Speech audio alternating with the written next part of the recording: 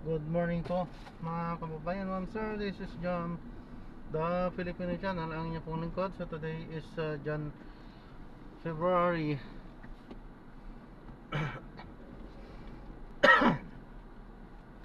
February 4, 2026. Tayo ngayon napupunta dyan sa Los Santos Medical Center. Dito yan sa may E. Rodriguez Senior Kalusugan, Project 1, Quezon City. At dadalhin po natin yan. Dadalhin po natin sa may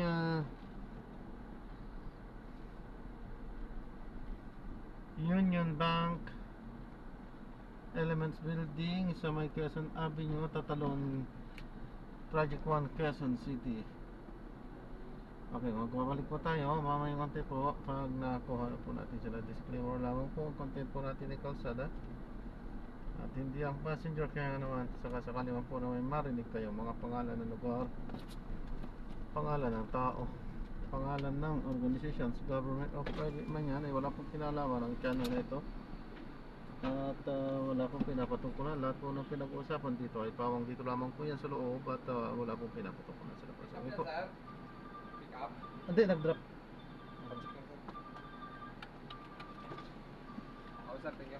Sige po. Yan, so babalik po tayo mamaya konti po pag nakuha na po natin sila.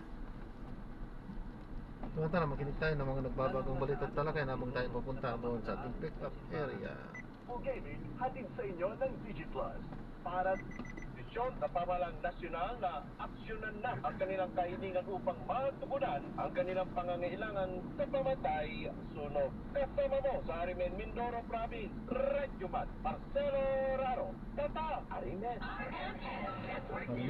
Mga balitang dapat bang abangan: kabayo na itinali sa umaandar na sasakyan sa Misamis Oriental, kinundena ng Animal Rights Group. Driver at may-ari ng sasakyan, planong kasuhan. At cybersex din sa Batangas, sinalakay ng PNP ACG. 7 biktima nasagip, isang Amerikano arestado.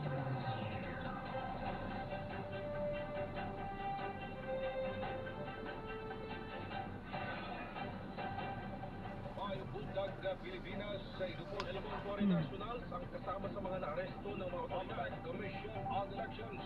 Darangapan narito ng ulo ng mga mainit na balita. Ako po si Angel Garcia, magbabalik ang RMN Network News. Mabilis ang daloy ng mga impormasyon mula sa mga naririnig, napapanood o nababasa. Chances are, may lalabas dyan na detalyeng liku-liku na nagpapanggap bilang credible news. Teka, ayaw natin yan. At ito ang dahilan kung bakit mahigit 7 dekada nang narito ang Radio Mindanao Network upang ipagpatuloy ang tungkulin mula noon hanggang ngayon na mangalap ng mga impormasyong kumpirmado at totoo. Maging mapanuri ang balitang walang basihan, huwag basta paniwalaan, huwag magpalinlang. Siguraduhin verified ang balitang sinusundan, kaya't tutok lang dahil sa RMN News, ang mga balitang utos hindi pinapalusot. RMN Network News. Sa pagpapatuloy ng ating mga balita, kailangang iparamdam sa China ang presensya ng Pilipinas sa bahagi ng West Philippine Sea. Pagtitiyak ito ni Rear Admiral Roy Pinto sa gitna ng mainit na usapin sa karagatan na bahagi ng teritoryo ng Pilipinas sa panayam ng DZRL RMN Manila. Sinabi ni Trinidad na hindi dapat bumitaw at mas palakasin ang pagbabantay sa karagatan upang igiit ang karapatan ng bansa. Alinsunod ito sa international law na kumikilala sa exclusive economic zone ng bansa. Sa pinakahuling monitoring nitong nakaraang linggo, may naitalang 48 Chinese vessels ang na-monitor sa Baho de Masinloc, Escoda at Ayungin Shoal.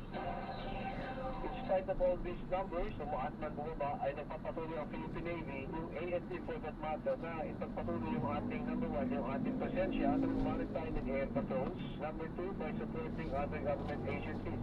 the maritime domain, Coast Guard and BIFAR. And number 3, engaging our partners and treaty allies when it comes to cooperative activities sa ating karagatan. Ika nga, that presensya natin, di lamang tayo, pero pati yung mga like-minded na kaibigan natin. Kasabay nito, ipinagtanggol ni Trinidad ang serye ng aktibidad ng Pilipinas sa karagatan na nasa loob ng teritoryo ng bansa. Kasama sa tinukoy ni Trinidad ang maritime exercises na inaprobahan naman anya na magkabilang panig at regular na ginagawa sa naturang karagatan. Whatever they say, anumang narrative nila, ito naman, number 1, atin ito. Loob ng ating EEZ, suportado tayo ng international law. Kaya, ano sa magsalita, pag nagpapatuloy tayo, at itong exercise box, ito ay matagal ng pinag-usapan. Marami tayong marinig na, na we are provoking tension, we are bringing in outside players. Ito ay mga maling narrative. Sana is ulit-ulit ng Partido Komunista ng China na, sad to say, paminsan-minsan, marinig natin sa ating mga kababayan na I believe misinformed din naman sa mga kababayan natin. Kaya importante ang bawat marinig natin na mali o sadyang pinalig na information ay tapatan natin ang totoo. Yan po ang tinig ni rin Admiral Roy Vincent Trinidad, ang Philippine Navy spokesperson for West Philippine Sea sa Palayan ng TZXL RMN Manila. Sa iba pang balita, iniimbestigahan na ng Philippine Animal Welfare Society o POS ang insidente ng pagtali sa isang kabayo sa umaandar na sasakyan sa Gingog City, Misamis Oriental. Sa viral video, makikitang pilit na pinapatakbo ang kabayong nagkatali habang mabilis na umaandar ang pick-up truck at nang huminto ito ay napahiga na lamang ang kabayo. Kinumpirma naman na may-ari ng kabayo sa isang social media post na buhay ang kabayo at sinabing pinag-exercise lamang daw niya ang kanyang alaga. Pero ayon kay POS Executive Director Ana Cabrera, malinaw na kaso ito ng animal cruelty dahil posibleng bumagsak ang kabayo bunsod na matinding pagod o sakit. Ito ay clearly a case of animal cruelty. Kasi ang kabayo, hindi basta yan nagkukulap kung ito ay healthy at wala namang neurological disorder. Meron kasing mga sakit na that will really make horse collapse if not exhaustion or matinding pagkapagod.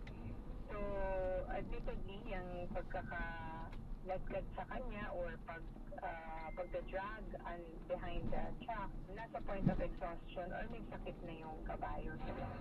Sa ngayon, sinabi ni Cabrera na hawak na ng POS ang mahalagang impormasyon sa pagkakakilanlan ng driver at may-ari ng sasakyan. Pinaplansa rin na ng kaso na posibleng isampa laban sa driver ng pickup truck. This is clearly maltreatment or a violation of Republic Act 8485, which is the Animal Welfare Act, as amended by Republic Act 1061. Sa ngayon, case building pa lang, so there are many things needed to build a case. So, yung mga information that's being submitted to us, but we really need these witnesses to step up. Minsan kasi parang sa atin madali lang, di ba? Dahil nakita natin yung video, pero when it comes to case building sa korte, talagang kailangan ayos yung mga salaysay ng mga witnesses. Actually, with the help of the witnesses po, pwede na po nating kasuhan itong gumawa nito dun sa kabayo. Yan mga kasama ang tinig ni POS Executive Director Ana Cabrera sa interview ng DZXL RMN Manila. Samantala, iba yung reforma ang kailangan para tuluyang mabago ang sistema at matugunan ang problema sa edukasyon sa bansa. Reaksyon ito ni Alliance of Concerned Teachers National Chairperson Ruby Bernardo sa inilabas na Second Congressional Commission on Education o EDCOM 2 final report.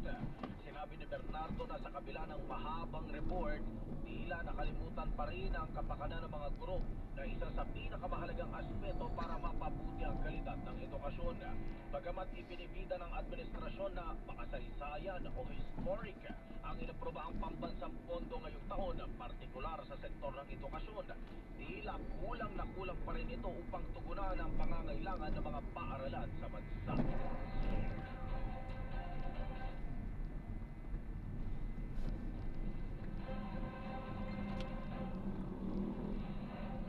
Change, no, ang kailangan natin dito at pagkakaroon talaga ng focus doon sa budget para sa edukasyon. Kasi for so long, sinasabing historic yung budget dahil tumutong sa 4%, pero hindi nga dapat 4% of gross domestic product yung ilaan lang, kundi 6%, no, dapat at least, no, ang sinasabi doon sa paglalaan ng pondo sa national budget natin in terms of gross domestic product. At kung kami rin yung tatanungin, importanteng tignan yung teachers' welfare kasi mukhang doon sa mahabang report ng EDCOM2 ang nawawala ay yung usapin ng teachers' welfare talaga. Hindi rin tanggap ng grupo ang katwiran ng Department of Education na siksik ang school calendar, kaya hindi maabot ang kailangan sa pagpapabuti ng kaalaman ng mga estudyante. Pero tingin namin, hindi naman talaga usapin yan eh. Mainly, no, yung magkaroon ng buwan ng wika, nutrition month, no, ang pinakapangunahing dahilan. Ang pangunahing dahilan talaga dito ay yung talagang laganap na kakulangan natin, no, ng classroom, teaching and non-teaching personnel, suporta doon sa ating mga guro. At syempre, sinasabi nga namin systemic ito kasi magandang tignan din yung usapin talaga ng malnutrition doon sa ating mga estudyante. Dahil kung kami yung tatanungin ng mga teacher, marami sa mga estudyante natin, hindi talaga makakapasok dahil gutom, no? Kulang yung kanilang baon. Makikita natin na epekto na ito talaga noong ating problema rin, no? Sa kahirapan na tumatagos dun sa sistema ng edukasyon na meron tayo. Yan po ang tinig ni Alliance of Concerned Teachers National Chairperson Ruby Bernardo sa Panayam ng DZXL RMN Manila.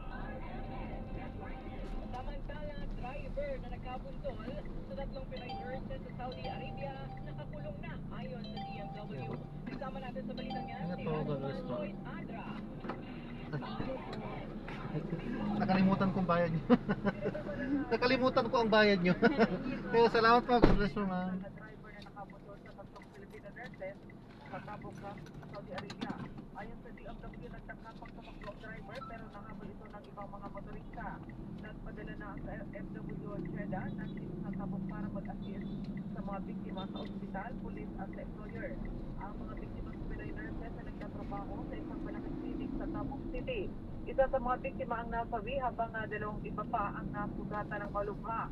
Napatid na humaharurot ng takbo ang driver nang mabundol nito ang Pinoy nurses habang tumatawid ang mula sa isang mall. Kasama mo sa DZXL Manila, Radyo Man Joyce Mulatas, Adra, Tatak, RMN. Samantala, cybersex den sa Batangas sinalakay ng PNP ACG. 7 biktima na sagip, isang Amerikano arestado. Kasama mo live via Zoom si Radyoman Marjo Domingo.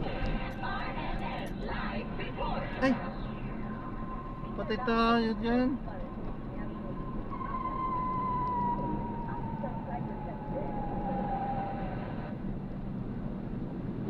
Patay tayo dito.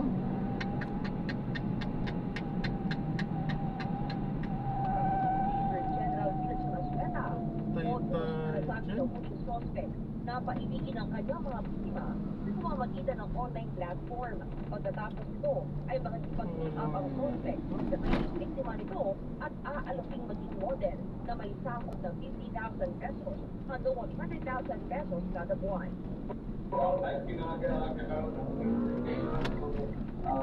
papaigbigan. Actually, nag-ipitas sa sula. Then, pag nahulong ito, dahil ipisahan niya na mag-bit up at yung likod. over na trabaho na magiging model. Ayan, so maraming salamat po sa panonood. Hanggang sa muli, ingat. God bless. Paalam po.